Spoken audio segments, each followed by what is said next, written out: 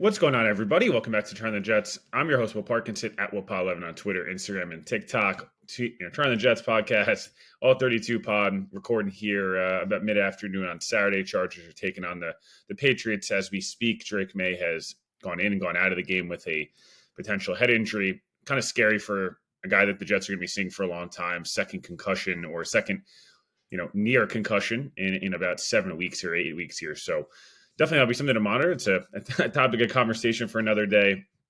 Tomorrow afternoon, Jets up in Buffalo, second to last game of the year.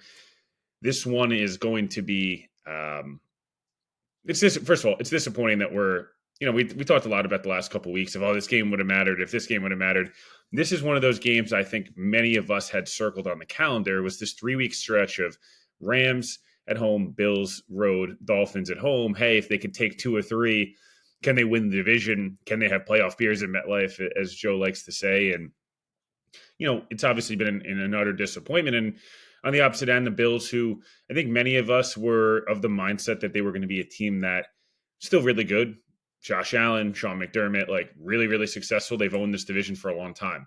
But I think a lot of us were saying, hey, some losses, it might take them a little longer to gel. Is it going to be new coordinators at points, obviously, losing a lot of that back end. Although the back end of the secondary was old, it still felt like, hey, it might take them some time to gel.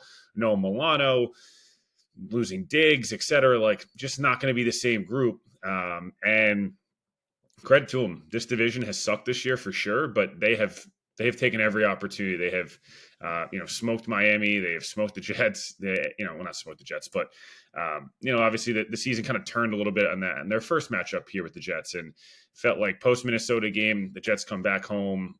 This was the turning point in a lot of ways. They were very similar. It was 2-3 week stretches in this Jets season were going to be kind of pivotal. And it started with, Bills, Steelers, Pats after the London game.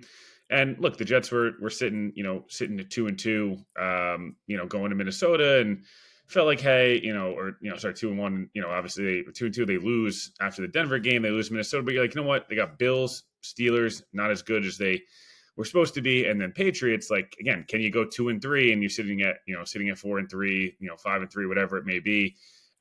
And instead, obviously, they lost all of those. And in this stretch, again, they've lost to the Rams now after what we talked about is a game that it did feel like for a long stretch, the Jets dominated the football game and found a way to lose. I say all that to say, unfortunately, this one not only does not really matter, but this has the makings of not a fun watch if you're a Jets fan. Look, they might surprise us. They do it often where they'll play up to their competition. They'll play when it doesn't matter, quote unquote. They play well. They've played hard all year. They have, outside of really the Arizona game, I feel like they've played really hard and they've been in pretty much every single game. Man, this is tough because not only are you going up to Buffalo, it's going to be gross weather, which might help the Jets, in a lot of ways, but kind of sounds crazy enough. And during the stretch of, since the bye, the offense has been kind of more of the excited to watch the offense type of situation. The defense has obviously struggled and for a lot of different reasons, injuries, talent erosion, argue some play calling, tackling, the whole 9 yards. The Bills are going to have to try to run this one up because Josh Allen's in a dogfight for MVP, and the Jets and Bills have their history. Obviously, it's a rivalry game, and if you're a Jets fan, or it'd be nice to, hey, but screw the Bills over for getting the 2 seed, or hey, this was the game reason that Josh Allen back-to-back weeks doesn't play as well, and he misses out on MVP. Little things at this point is kind of what you're looking for. Offensively, this feels like a game of, can Rodgers get his 500th? Can you get Garrett Wilson more involved? Can you get Breece Hall more involved and kind of ease a little bit of the, I don't want to call it anger, but not happiness, I would say, from those guys. Breece hasn't had a 20 carry game all year. Garrett obviously feels like he's being underutilized, and Rodgers kind of poking back at him. Yeah, I don't know how much the next 2 games, I don't think they're going to totally swing things. If Rodgers balls out the next 2, does it change things? Maybe, I don't know, but it kind of feels like the decision at this point is going to be up to both Rodgers wanting to play and then Woody, Christopher, and then whoever the next head coach and GM are. And I think if they make the right hires, they're making this as a 17 game sample size and what could be, and evaluating the market and all those different things, not just saying, oh, he played well over 2 weeks. Again, as I said last week, I thought Rodgers played well at times last week, but again, second half was tough after they failed down there, and I think they made it 9-6.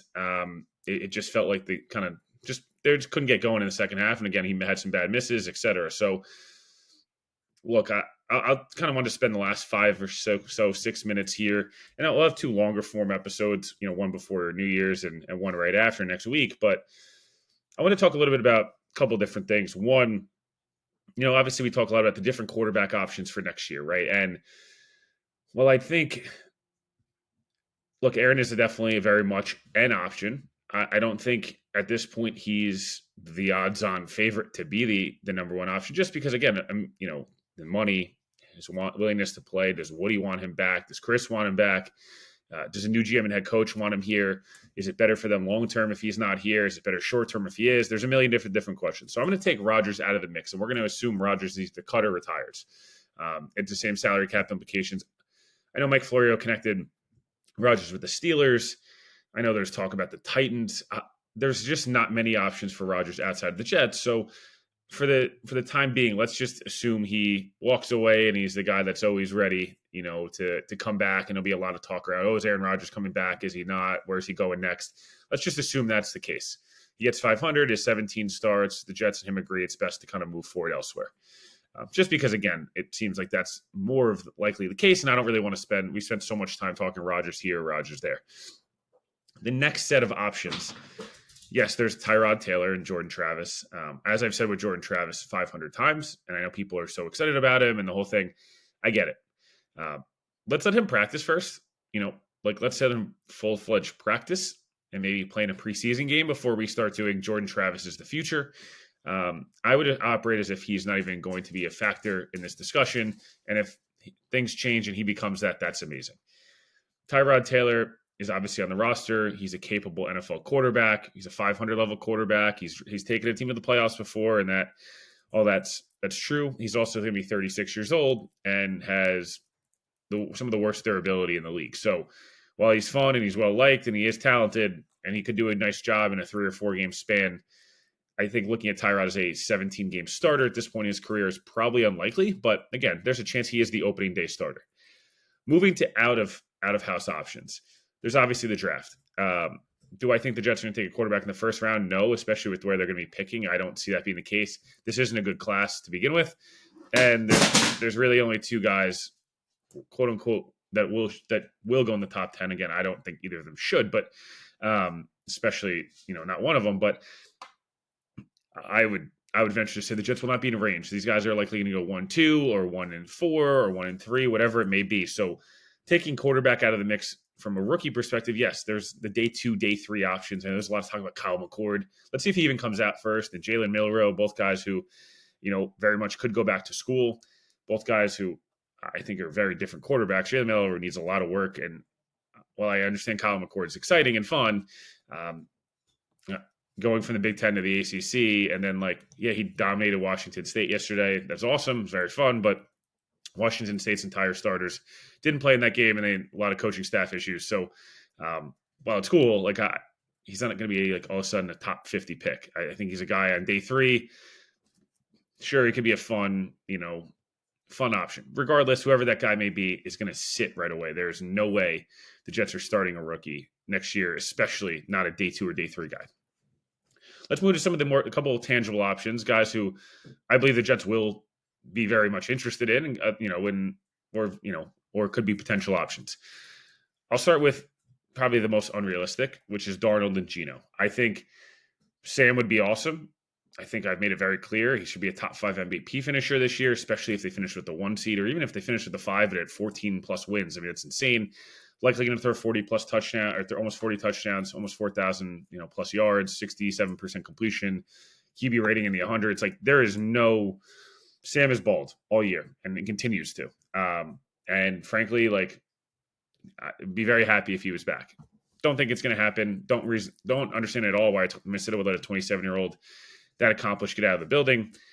You move to Geno again. The Seahawks are probably doing the same thing the Jets would be doing. And Joe and Connor have talked about this why are they going to let Geno walk out the door when at least they're competitive every year? And, you hang on to a free, when you turn over to Sam Howell.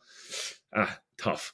Let's move on to a couple other ones that, JJ McCarthy is one that I would like to humbly say Badlands and myself and Meeks brought up like 5-6 weeks ago. It seems like everyone's kind of getting excited about that potential now. JJ McCarthy would make a ton of sense. I would, in a heartbeat, pick swap with Minnesota and add some stuff on there. Start Tyrod for a month and let JJ McCarthy roll out with Mike Vrabel, and you should be set for 6 to 7 years. You have the young quarterback and have the head coach and the whole thing. Like, that option sounds awesome. If you're Minnesota, I don't really get why you'd move off of JJ either at this point. But all that said, very much, I think a call the Jets should make. Trevor Lawrence, Dak, just feels like the money, even if those teams wanted to move off those guys and you were willing to do it, I just don't. We talk about the Rodgers dead money. The Cowboys or Jags eating $100+ million. It's hard to envision that being the case. And then I want to go to the two options that I think we haven't talked a ton about, but probably if you had to make odds, they're like third and fourth most likely to be the Jets starter opening day.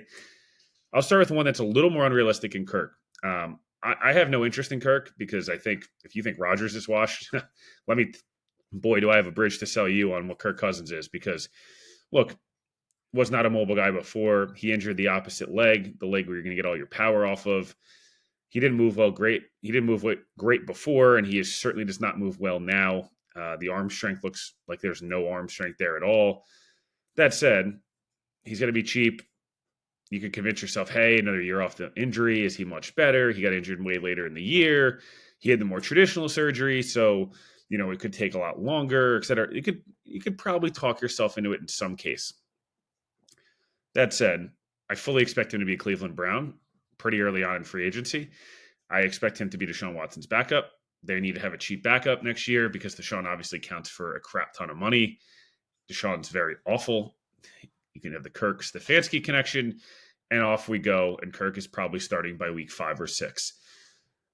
Here's the third most likely option, in my opinion. It's probably Justin Fields. And I know Meeks brought this up at our little Badlands summit and did some digging. It seems like there's at least the Jets will kick the tires on Fields. I don't know. Again, that could mean nothing. Just do some research, right? But I think from a Fields perspective, you could sell yourself, hey, looked pretty decent this year, all things considered in Pittsburgh. There's more talent here on this offense. Offensive line's more solidified by a wide margin than Pittsburgh. Could the dual threat ability be really effective? Another year in experience and sitting with Tyrod, does it kind of help him? He's not a fast processor and he does take a ton of sacks. He holds the ball forever. Like, that's his kryptonite right now. But hey, could it make Garrett happy? Is that something you look into? Does it help Breece in the running game? There's just different things to explore there, and I think he'll be a cheap option. So Fields is certainly not a name to keep an eye on. And I think in a vacuum, while I don't think Fields is great by any means, and I'm happy to eat my words down the line, I do think you could talk yourself into, hey, Fields and Tyrod, we added defensive line, you added safety, you bring Moses back, you figure out a receiver, at least, and you get a head coach right. Again, a lot of ifs, but at least it's an option, and you go, oh, that's not too bad. Last thing I wanted to hit on here before we wrap, and again, quicker 15-minute episode here.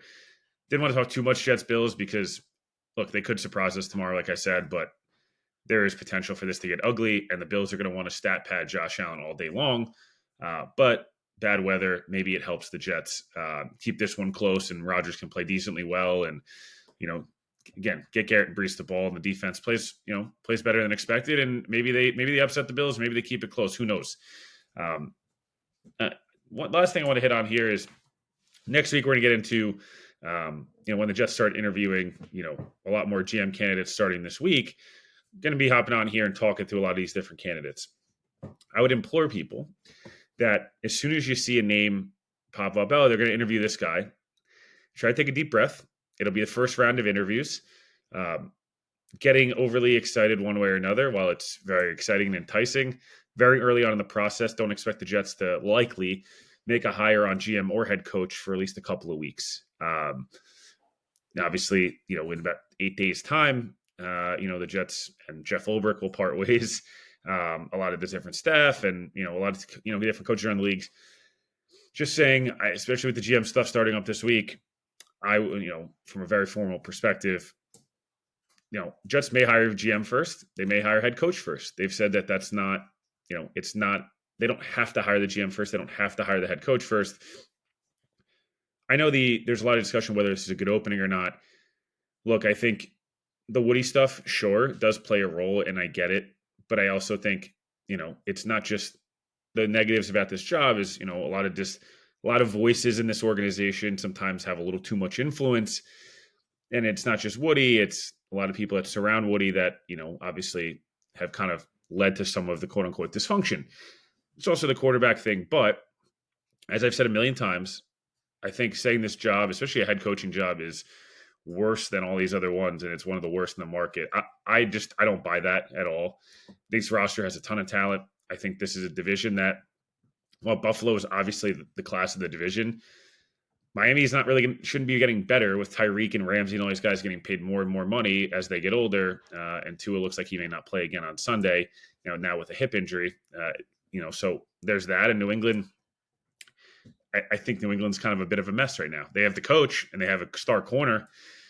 I mean, they have the quarterback and the star corner, but coach is a mess. They're probably going to fire their offensive coordinator. They're going to keep their DC, who probably should be the one getting fired, not the OC. Their GM there's 16 different GMs. So I say all that to say, try to take a deep breath, enjoy the holidays. Hope everyone, obviously a nice holiday, and enjoy New Year's and stuff like that. Hopefully the Jets at least look competitive tomorrow. And then when GM interviews kind of start up next week, a lot to get excited about, and we'll break it all down. And we'll, be on here a million different times previewing these different candidates. But as long as the Jets do the right processes, which it seems like they have thus far, they should be able to find themselves a good candidate. There's a lot of really interesting GM candidates. There's a ton of interesting head coaching candidates.